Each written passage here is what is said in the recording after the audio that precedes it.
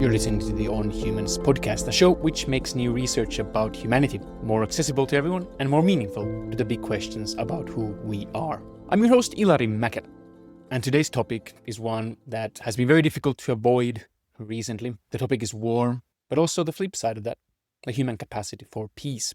This was a very long conversation, actually the longest recording with all the off-record stuff that I've ever done. So I decided to split it into two episodes, which actually cover two very different angles into the same set of questions. We discuss the why of war, and we discuss the how of peace. How do societies and individuals build peace that lasts? My guest is a returning one. Douglas Fry was one of the very first people I ever interviewed on the show, and I'm eternally grateful for him for being one of those few people who kind of jumped onto the ship before it was fully built. That episode was recorded over 4 years ago, came out 3.5 years ago, and that conversation was about the origins of war. We discussed hunter-gatherers, cave paintings, the Paleolithic, topics that we will revisit with a lot of new insights in the second part of today's conversation coming out in a couple of days. But in this first episode, we do something that has not been done on this show before. We discuss war and peace from a modern perspective. We talk about the quest for peace after the Second World War. We also discuss some anthropological analogs. We discussed examples from the Amazon River Basin to indigenous war and peace in New York State. And the guiding question we ask is when we don't just look at the examples of war, but we really zoom into the non-wars, into the things that often get forgotten in military history as the successful eliminations of war. What do we learn from those? If this is a topic that you want to dig deeper in, you can also check Fry's new book, reading of which kind of set me up for this conversation. It was The Advanced Introduction to Conflict Resolution. There's a link to the book in the show notes. But without further ado, let's get started with this episode. An episode that was recorded already a couple of months ago. So some of the things that happened a couple of days ago in the episode did not happen a couple of days today from the release of the episode. But that doesn't really impact the big picture. So I hope that you enjoy this. If you do, and you're new to the show, then do subscribe to get more free-for-all material on the story and the science of humanity. And if you're a returning listener and you enjoy this and want to show a little bit of support, then you can leave a nice rating on whatever podcast app you're using. Thank you so much. And this episode, as always, is dedicated to all the wonderful people who support this work and make this work possible by donating at patreon.com/onhumans. Thank you so much for your ongoing support. But now, whoever you are, wherever you are, whether you are a patron supporter or not, whether you're running errands, exercising, or just wanting to learn more about our peculiar species, I'm so glad to have you here, joining the journey with anthropologist of war and peace, Douglas Fry. Professor Douglas P. Fry, welcome back to On Humans. Oh, it's wonderful to be back again. Thank you for the invite. It's actually 4 years since we last spoke, and I remember the date. It was the 24th of February, 2022. It was the very day that the full-scale invasion of Ukraine began. Oh, wow. No, I did not keep that fact in my memory, but time really has passed, and it is very unfortunate after 4 years that war is still ongoing. And of course, it reminds me how Putin totally misjudged. He thought it would be over so quickly, and of course, 4 years on, here we are. Now, today's date is also interesting since you're talking dates. It's the only date in the English language which is also a command, March 4th. I don't take that in a military fashion, given that I'm so favorably inclined towards military actions, but it's been a good date for me across my life. Good things have happened on March 4th. So I'm going to consider we're off to a great start, you and I, with this interview. Excellent, excellent. But unfortunately, just to reflect on the times, it is now a few days into the open war between US, Israel, and Iran. And like we said, the conflict in Ukraine hasn't gotten resolved.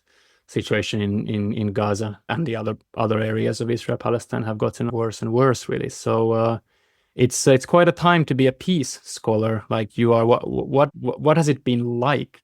Like, do people like you get contacted more and when conflicts break out, or are these things quite siloed? What's the relationship kind of between the people who are trying to work for peace and the people who study peace? Well, something has happened 5 years ago, when my wife, Genevieve Suyak, who we worked together on this, she has a PhD in philosophy and a longtime peace and conflict studies professor as well. So we share these interests and we often write together and work together. And so 5 years ago, end of January 2021, in collaboration with some colleagues from Columbia and some of our, at that time, graduate students, we published an article in one of the Nature journals, Humanities and Social Sciences Communications. And the good news about this, it has gotten 31,000 accesses, which is just absolutely phenomenal for a journal article in the social sciences. And what this signals to me, in answer to your question, is that there's a great deal of interest in peace, and perhaps also the approach we're taking here, which is a peace systems approach, which I'd be lovely to talk with you about that some, is really catching people's attention. So one of our messages there in this article is that look, war is not everywhere present. There's this phenomenon of peace systems, which is clusters of neighboring societies that do not make war with each other. There's examples across different types of societies. So let me start with, for instance, a tribal group from Brazil.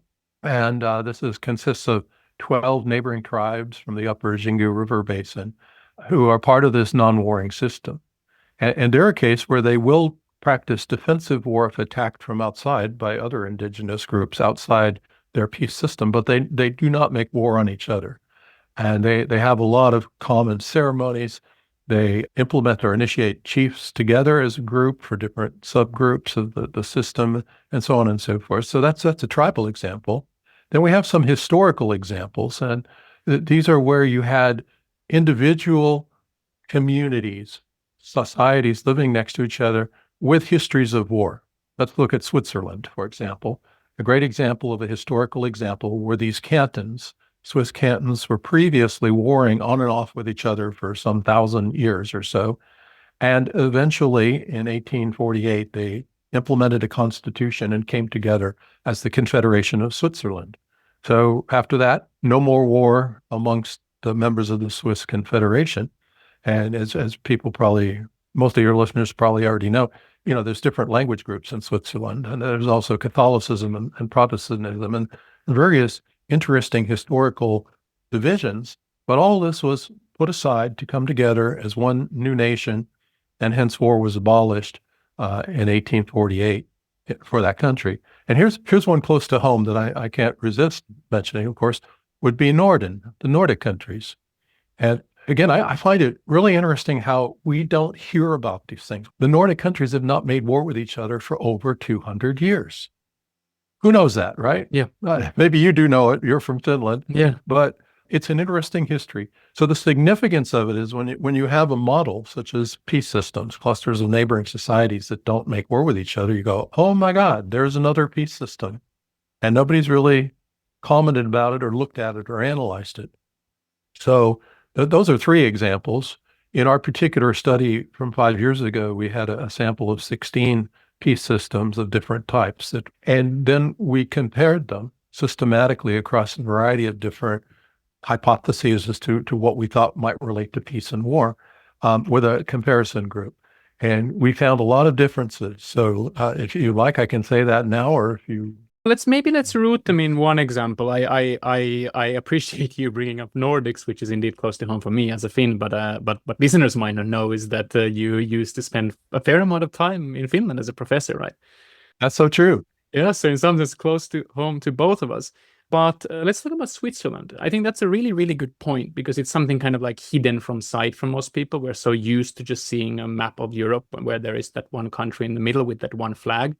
But like you said, there are a lot of nationalities, there are religious divides, there are all the kind of seeds that could make it into a kind of the problem child of constant civil strife. And in one very high level story, we can say just what you say, these people, they decided to come together and, they did live in peace ever after.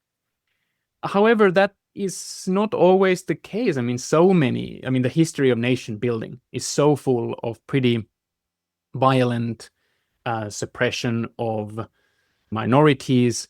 This is so often does not end up being Switzerland. So often this ends up being what we are unfortunately familiar with in many post-colonial settings. So what makes Switzerland different? Is it just the fact that it wasn't imposed in some sense by a dictator from above, and it was somewhat more democratic in a way that it happened, or what makes Switzerland successful? Most of the peace systems really are focused on a system of equality among the society. So this idea that one society or several would dominate others. Yes, you're absolutely right. Of course, this happens historically all the time, but that's not really what we're finding is going on with the peace systems.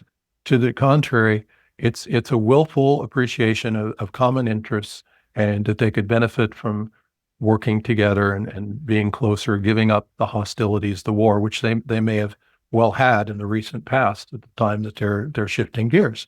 So equality, that's one thing that we've noticed is really important. So it's a coming together, like these Xingu tribes came together, preserving many of their own cultural identities. They speak different languages. They belong to 4 different language families, so the languages are not just a little bit different. In some cases, they're very different. And of course, they maintained their languages and certain other microcustoms of their groups, but at the same time, they started intermarrying quite a bit. They developed an interacting economic system as well, by the way, not necessarily out of necessity, but out of sort of a psychological, we appreciate trading with you and trading with you. So this is like the European Union in the jungle. Yeah, it's like European Union in the jungle. Yes. I like that. I like that. We haven't mentioned the European Union, but by the way, that's a wonderful example of a peace system as well. And that also highlights the whole equality aspect of this. Jean Monnet, who's generally considered to be the founding father, along with many other Europeans, but he's really given the star role in this, which I think he does deserve historically, for having the insights to keep talking about an integrated and united Europe and how important that would be to prevent future wars. So Jean Monnet absolutely emphasized time and time again that the countries should be on equal footing. They should be equal with each other. There should not be. And this was particularly important right after World War II, when Germany had lost and France was one of the winners. And there was this discussion that Monnet was spearheading to set up the first community, which would be a European coal and steel community, and pool those resources. Konrad Adenauer, the German chancellor at the time, was expecting, given the treaty would happen after World War I, that Germany would somehow be punished and put in a lower status and dominated. And Monnet came over to Germany to meet with him and explain, no, it's going to be equal. Germany will have equal representation and footing with everybody else. So that's how the European Union actually got its first step towards integration and community. Yeah, and I think today, when of course there are all sorts of more or less legitimate reasons for people to be annoyed at this or that way that the modern European Union works, it's easy to forget that history, which is I think a very inspiring history, because it was very difficult, I've understood, for Monet in France. He was seen as a kind of, how can you you're a Nazi apologist, if you're trying to like give Germans any power in this thing, like how can we in any way, let them just off the hook, so to speak. And he and many others, they really worked for this kind of, no, that let's let the past be past and let's not repeat the mistakes of the past, which is that, the Gandhi has the great quote, an eye for an eye makes the whole world go blind, which I've seen you quote also in your works. Yes, I just quoted it in the latest book that I wrote on conflict resolution. But the philosophy is exactly right. I mean, revenge just leads to a downward spiral of negative relationships, hostilities, and in some cases, violence or war. So Monet very much wanted to avoid that. And he was quite a salesman as well in terms of meeting key people and pitching the ideas. So it's a fascinating, again, sort of a neglected history, believe it or not. Everybody, the European Union has, what is it, 460 million inhabitants now, something along this line. It's a huge number of people, larger than the population of the United States. And they've come together into this peace system. And that's also so relevant to today, because at that time in Europe, Monet and others were clear that if you just allowed history to continue the way it had gone for the last 1,000 years, there would be rearmaments, there would be new armies, there would be another war. And a central purpose in forming a European community was to reduce the national sovereignty to a degree, keep it where it needed to be kept, but add an overarching level of governance, of authority. So you get an ability to address common problems that no nation can solve on its own, such as the problem of war, the problem of not having a war. So yes, it doesn't tend to go that a peace system develops because of a domination or a conquering, a subjecting of some peoples by others.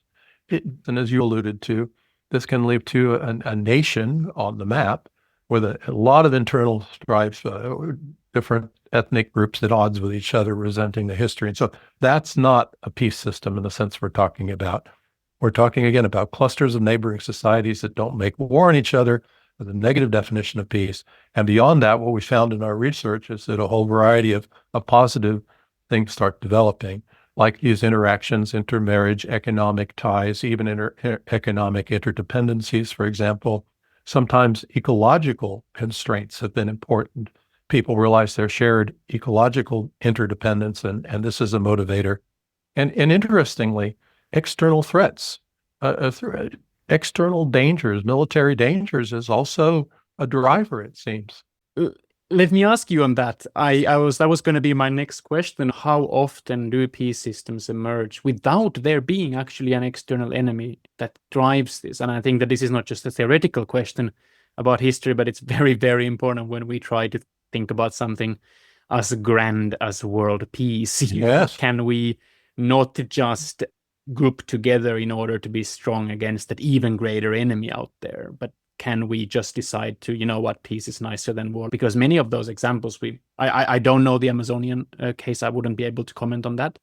I don't know the Swiss history very well, but I do believe that there was a certain sense of like, we have to be strong in this new era where there are powerful enemies around us. Correct me if I'm wrong. I really don't know that very well, but I do think that in the Nordic case and in the European Union case, the Cold War environment was extremely potent fuel in the tank of this peace system building up, and where, okay, you know, we have a new greater enemy out there, so why don't we stick together, you know? And so how often do you get a kind of peace system dynamic where past conflicts are left behind, actively move towards this kind of equal system that you describe in the absence of a new greater threat out there? Don't have a numerical or percentage answer for you, but I have a more soft feeling from, you know, having done this research and read so much about it. And I would say it's probably one of the most prime movers. And you've mentioned some of these examples. I'll just mention with the Nordic system, however, that in that case, it's older than the 200 years plus without warring. So it goes well beyond, back in history, I should say, beyond the origin of the Cold War in the 1950s, 60s. That's just a minor correction of that. True, but also Norway was part of Sweden and Finland was part of Russia. So for a long time, the only meaningful peace between sovereign Nordic countries was between Sweden and Denmark. I don't want to downplay that, but it's also not like you had four countries not making war with each other. But you just mentioned an interesting point, because you probably have heard this as a Nordic person. When Norway got its independence from Sweden, and I think it was 1905, or maybe off by a couple of years, but I think it's 1905.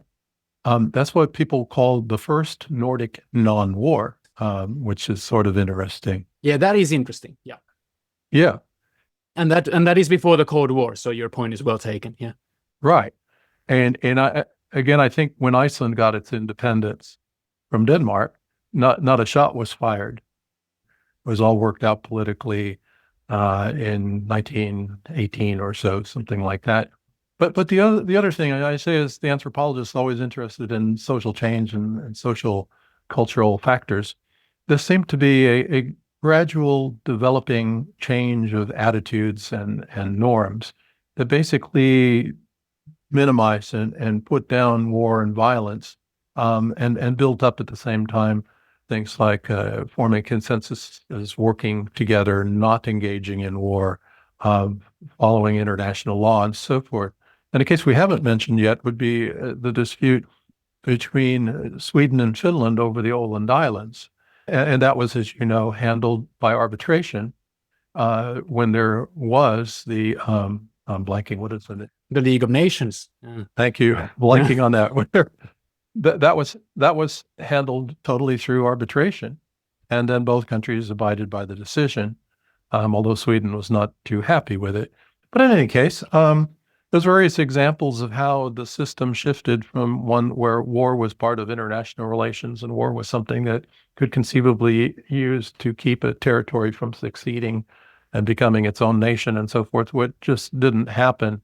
And now, of course, there's a great deal of cooperation. So many examples here of how this came about without necessarily a strong external threat.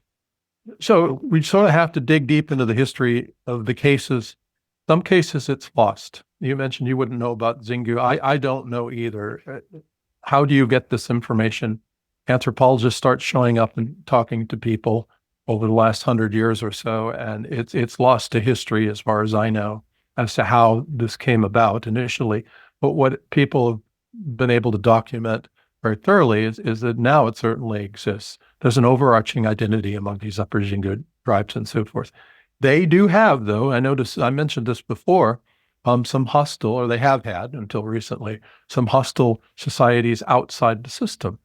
Then, whereas they don't really have warrior values or war promoting values and norms, they will defend themselves. So that's also very interesting. And this was also part of our research. So your key question there was how often is there an external threat that causes people to coalesce into a peace system? And I'm just guessing that's probably the most common reason for this happening. Again, another case to make this point would be the Haudenosaunee, formerly called Iroquois, where there was a lot of internal war and there was also external war to what became the Haudenosaunee Confederation. They referred to it sometimes.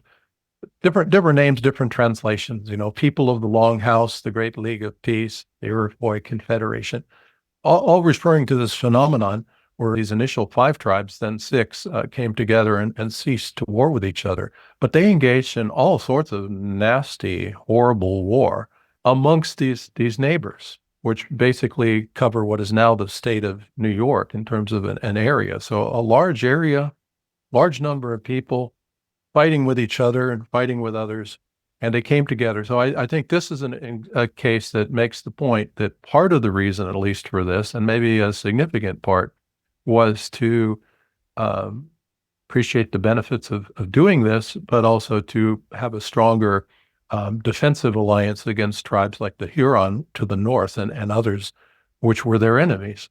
But we see also in the interesting ethnographic case of the Haudenosaunee, how they had a mythical real person, we don't know exactly, Iganowiga was his name, the peacemaker, the great peacemaker, who came and convinced these 5 groups to come together and form their confederacy. Part of the legend of the peacemaker was it like the 4 roots of the great white pine, the 4 roots going north, south, east, and west, that peace under this great white pine of peace would spread eventually to all peoples of the world. So there you have the overall vision of going beyond just the 5 initial, but it's a start. You start somewhere. What about then the point of revenge?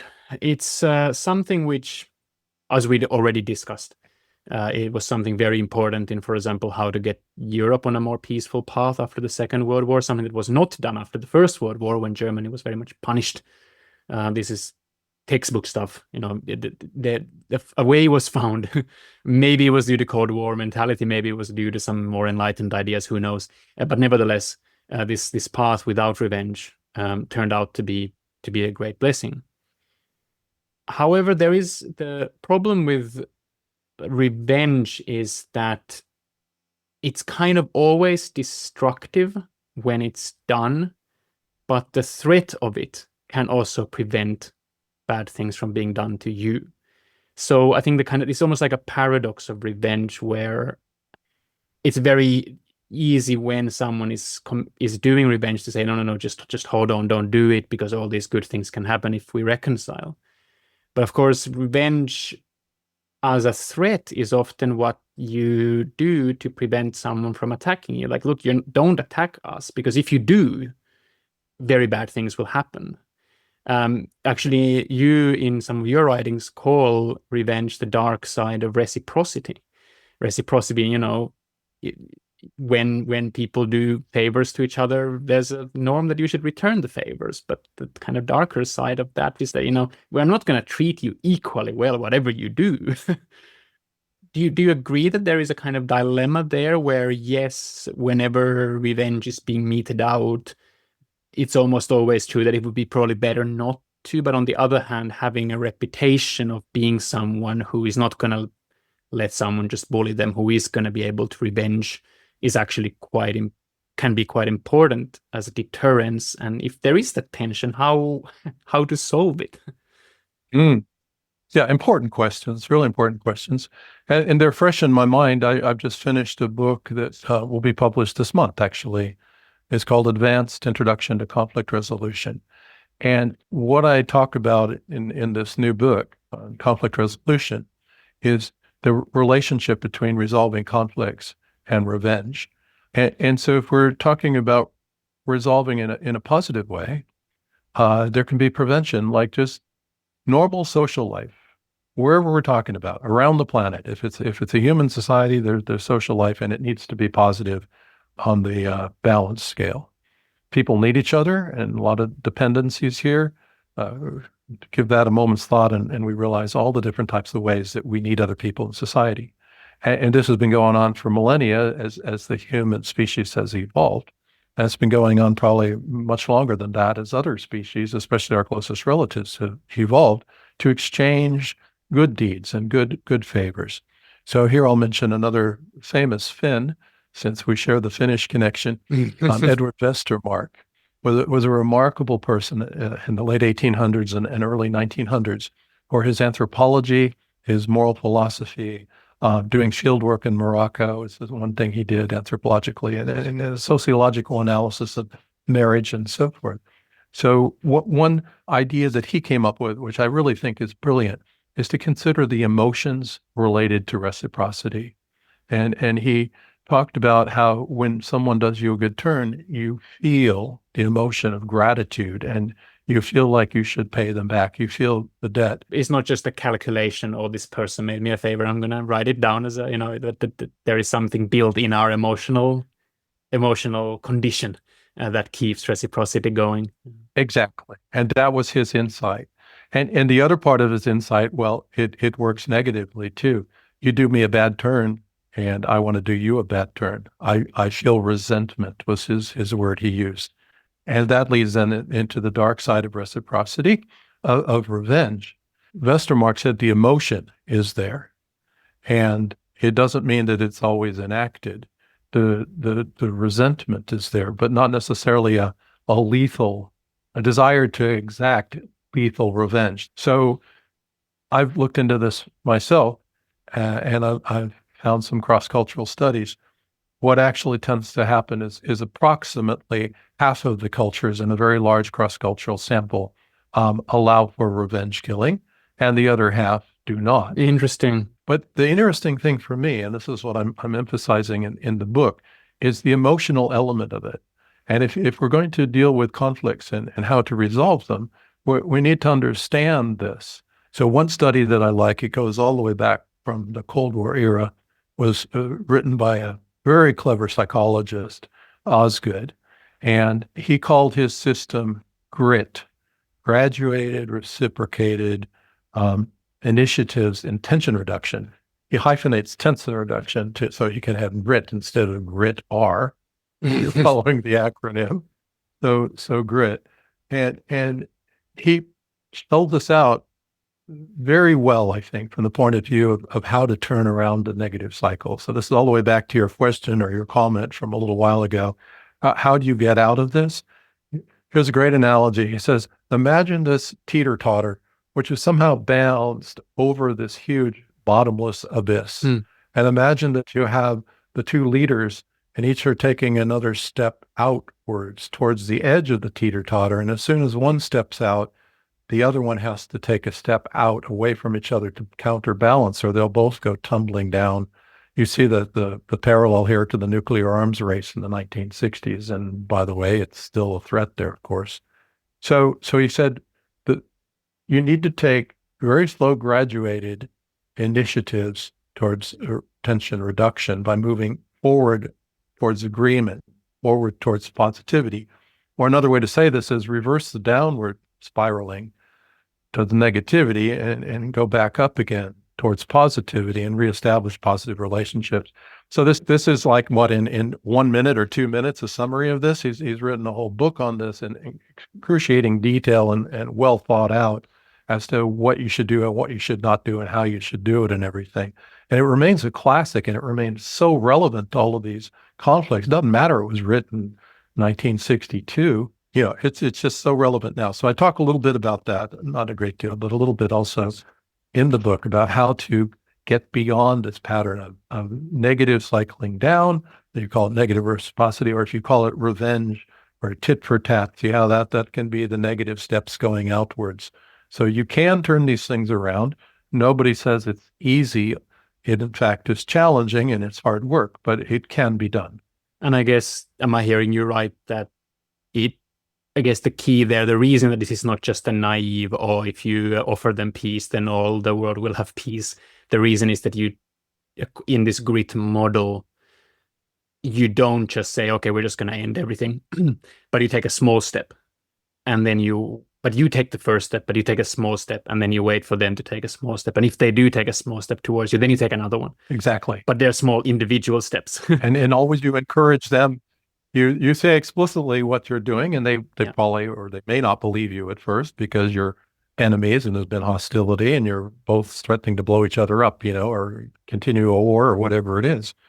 But exactly, that's exactly how it is. You clearly say why you're going to do this. You say we're going to operate under new norms here, and you invite them to take the reciprocal step. And Osgood's book is called Alternatives to War and Surrender. Interesting. Yes, good title. Yeah. So you're not giving away the farm. You're not endangering yourselves. So this is important, and it's part of the picture to change our viewpoint. And it's also, I think, it's another conclusion that I've reached. You won't find hard data on this. It's an anthropological conclusion from a lot of reading and thinking. People everywhere want to feel safe and secure.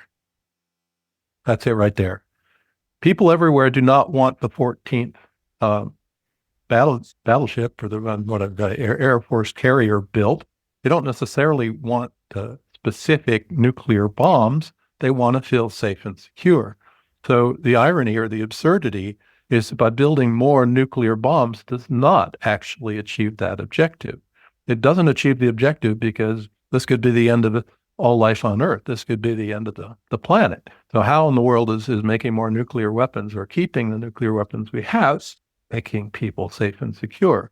It's an illusion. The other fact that is really problematic with this type of idea, people are concerned, rightly so, about global warming, all the weather changes, the crop damage, the environmental destruction, and everything else that's going on with climate change. And up the science magazines these days, this is a real threat, it's a serious threat, and it's getting worse all the time.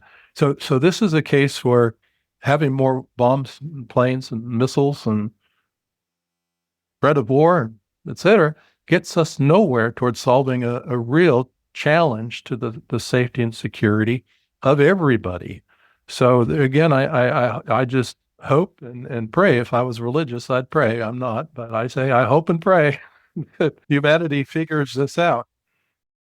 I think that nuclear weapons are too big of a topic for us to really be able to do justice in here. But I mean, Ukraine had nuclear weapons. Right. Ukraine gave them up. Right. They gave them all to Russia. And they gave them with security guarantees from Russia that, you're going to give up the nukes and we're going to, you don't need to worry about it. And then you look where Ukraine is today, and if Ukraine would not have done what they did do, which is to foresee that there is going to be a ground invasion in the next 10 years, and let's start building up our military pretty fast, then it would have been exactly like Putin presumed, that it would have been over in a couple of weeks. So from that point of view, I mean, this is kind of what many people are worried about, is that, I don't think anyone listening to this will be against the idea that it would be great if we find ways to reduce the amount of nuclear weapons in the world.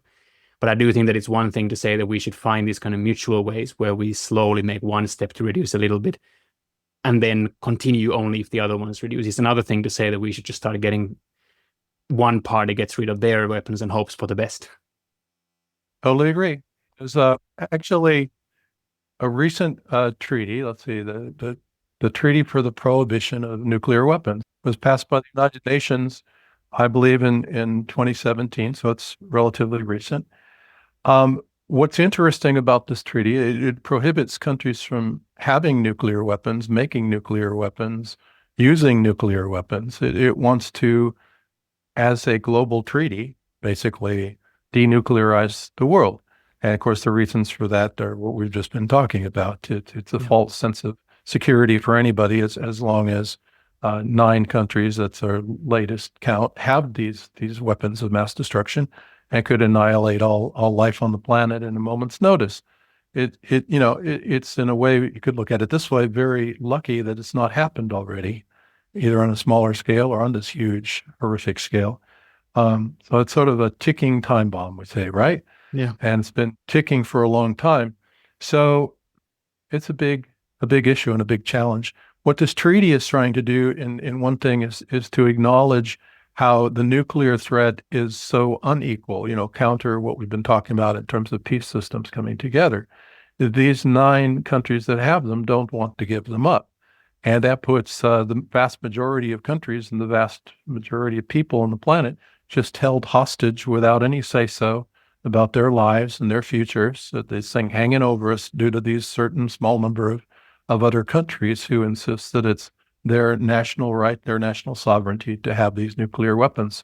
So again, if you sort of step back and look at it from the naive questioning of an 8-year-old child who just looks at this and goes, "This is absurd," so we have to do something. So this treaty is trying to reflect a more balanced, equal view of the world, in which other countries would have a say. So that's one thing.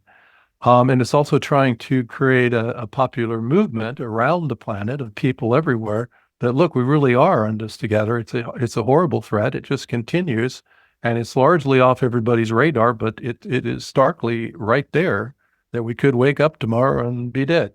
So another point here is that it may lead eventually towards a different set of institutions and implementation of what you and I are agreeing needs to be done, not some unilateral, we'll just get rid of ours and hope that Pakistan does the same.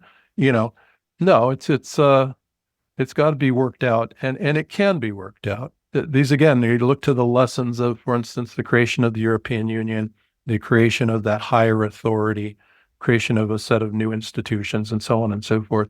These things are human problems, and they can be worked out, and they can be verified, and everybody at the end of the day will be more secure, just like Europe is much more secure and peaceful internally. Obviously, there's Ukraine there. We get that. But internally, I think one of the things that you mentioned earlier was you have no data, but your strong sense is that people everywhere want to feel safe and secure. And obviously, when you're having a war, you're not feeling particularly safe.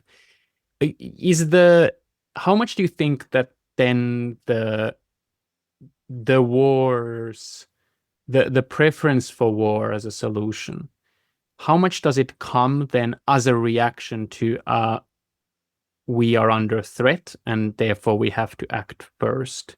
Does that explain basically all of it? Does that explain part of wars?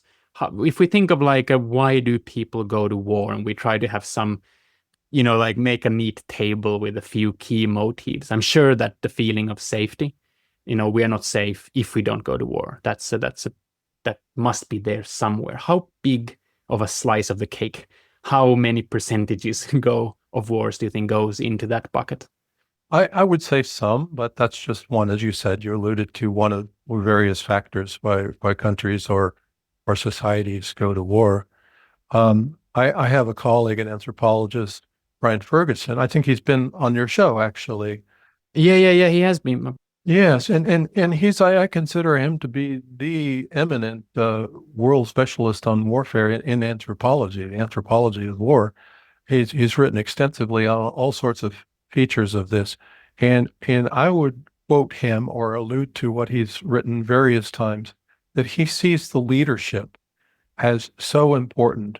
When you get especially states and other hierarchical societies where a power elite or even just one leader is so much in charge and wields so much power, if that leader perceives, Brian Ferguson says, that it's in their interest in some way to go to war, they will rabble rouse and use whatever justifications they will do. And if we think of, the Gulf War, we saw a classic example of, weapons of mass destruction, and we're such a threat, and there's your threat idea, right? And we have to do this. And then it turned out to be less than true. And that happens a lot. So that would be a contemporary example of what Ferguson is getting at from his vast knowledge of different societies, whether it's tribal chiefs, wanting to expand their influence or get more tribute, or whether it's national leaders in this day. So he sees the motivation, leadership of the elite or particular leaders as being a prime reason for going to war. Okay, so one reason would be fear. We are not safe if we don't do it first. Another one would be greed, often of someone who has a power to tell others what to do. Yes, and this does dovetail, by the way. Again, I keep referring to our peace systems research, but one of the variables we found to be different was peace leadership. Peace leadership. And that's very interesting, I think, as opposed to war leadership. And of course, sometimes you get both occurring in different ways within the same society or within a same peace system or non-peace system or whatever. But again, I think we have more agency than we realize sometimes as to how we can set the course. And perfect example would be Monet, once again, of having this insight that for true peace on a continent, you need to bring people together and recognize your common concern with peace and to create new values and new institutions to support the peace. Another driver we could talk about is basically the world system that we're living in. It is an anarchy. Just simply put, we're living in a global anarchy. Nation states have their chosen sovereignty to have nuclear arsenals if they wish. They have their rights to declare war. And this is in violation of international law, but international law doesn't have much teeth. So again, it's by parallel, the same problem, exactly the same problem that Monet and his colleagues were grappling with as to how to turn an accepting European war system, which over centuries had plagued by war after war after war. How do you totally switch the system? And their answer was to increase a higher level of sovereignty, change the norms, peace leadership, focus on the commonality that what we need to do together for economic prosperity and trade and good of the people, right? Shift this around. So again, if it's happened before and it happened in Europe, it can happen again. Well, Eleanor Roosevelt and others did work pretty hard for that, and we do have the United Nations. Why has it been less successful, or is it even right to say that it has been less successful? I mean, if we don't just take a kind of, are there wars or are there no wars, most of the data is pretty clear that since the founding of the United Nations, world has had a rapid, the trend is very much a downward trend, despite spikes here and there, including right now. Do you think that the UN should actually be included in this as a far from perfect, but nevertheless, people are trying their best and maybe have succeeded something? Or what are your thoughts on that? Yeah, thanks for that question. That's a very important one. And I'm going to talk out of both sides of my mouth, okay? Okay. So I'm generally speaking very UN positive. It has accomplished a great deal given its very limited budget and other hindrances structurally and so forth. The whole blue helmets, although occasionally involved in some scandals, but for the most part, they've quelled the hot spots and they've separated combatants and they've brought about peace on the ground level. So that's a specific example, right? And that's sort of boots on the ground, so to speak. They're not combat soldiers, as you know.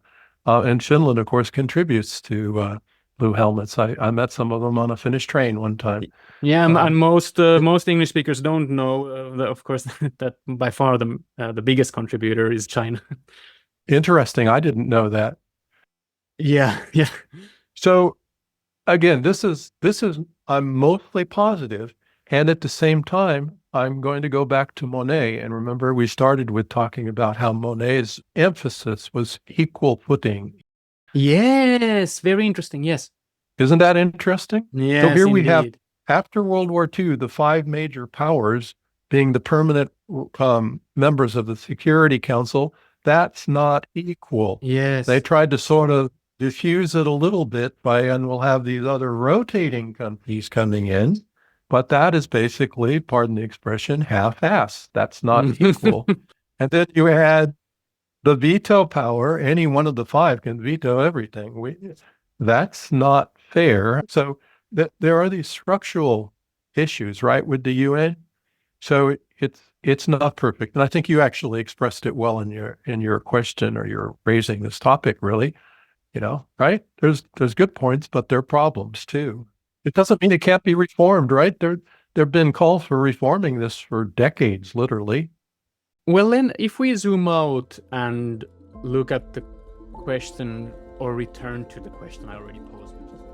Okay, let's put a little bookmark there and return in a couple of days to the second part of this conversation, where we ask the question of how far back in the human story does the theme of warfare extend? Is it something that goes forever back and shaped our evolution? Or is it a much more recent phenomenon, something associated with farming, settling down, civilizations, etc.? Until then, take care.